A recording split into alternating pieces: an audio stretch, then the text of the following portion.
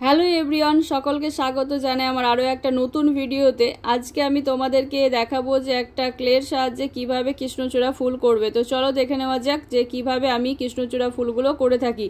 তো প্রথমে দেখো যে ক্লেটাকে খুব সুন্দরভাবে মেখে নেওয়ার পরে এখানে 5টা আমি সমপরিমাণ বল নিয়ে নিয়েছি। সমপরিমাণ কেন বলছি, যে সমান মাপটা যাতে থাকে বলে। যদি সমান মাপটা বলগুলো করো তাহলে দেখবে যে ফুলের যে পাপড়িগুলো রয়েছে সেগুলো সমান হবে।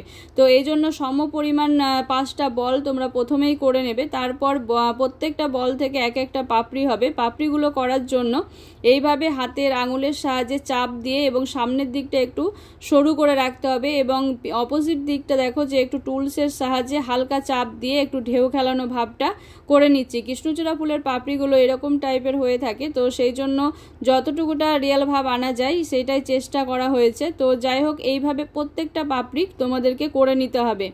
প্রত্যেকটা পাপড়ি করা হয়ে গেলে পাপড়ির ওপরে দেখবে যে দাগ থাকে, তো সেই দাগগুলো এরকম একটা যে কোনো ধারালো জিনিস দিয়ে তোমরা চাপ দিয়ে হালকা চাপ দিয়ে দাগ দিয়ে নেবে এবং এই দাগগুলো প্রত্যেকটা পাপড়িকেই তোমাকে দিতে হবে।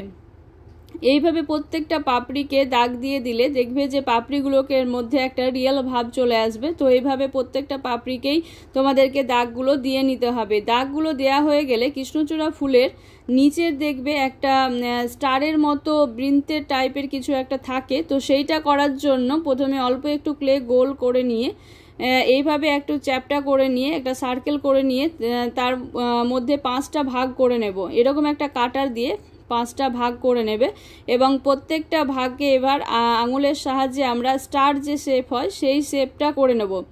একদম দেখতে দেখবে স্টার ফিশের মতো মনে হবে। তো এইটা কমপ্লিট হয়ে গেলে ওই যে বেসটা করে রেখেছিলাম তার উপরে এটাকে পেস্ট করে নেব। যেহেতু বেসটা এখনও কাঁচা অবস্থায় আছে, তো এখানে গ্লু না দিলেও কিন্তু সেটা পেস্ট হয়ে যাবে।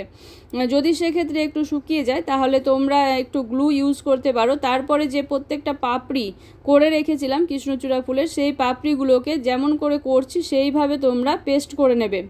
স্টার ফিশের যে মিডিল পোর্শনটা আছে সেই জায়গাটা থেকে প্রত্যেকটা পাপড়িকে তোমাকে সমপরিমাণভাবে এইভাবে সমানভাবে চারিদিকে তোমাকে লাগিয়ে নিতে হবে।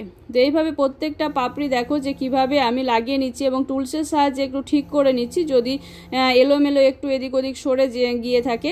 তো এইভাবে প্রত্যেকটা পাপড়িকে তোমাকে বসিয়ে নিতে হবে। তারপরে কৃষ্ণচূড়া ফুলের ওপরে দেখবে যে পরাগ রেণু থাকে, তো সেই পরাগগুলো করার জন্য আঙুল দিয়ে সরু করে সামনের দিকটা একটু মোটা রাখবে। তো এইভাবে ফুলের পাপড়ির ওপরে তোমরা এইভাবে লাগিয়ে নেবে এবং যে মিডিল পোর্শনটা আছে সেখান থেকে তোমরা কিন্তু এই পরাগ রেণুগুলোকে লাগিয়ে নেবে। যেইভাবে আমি লাগাচ্ছি দেখতেই পাচ্ছ। তো এইভাবে প্রত্যেকটা পরাগ রেণুকে তোমাকে লাগিয়ে নিতে হবে।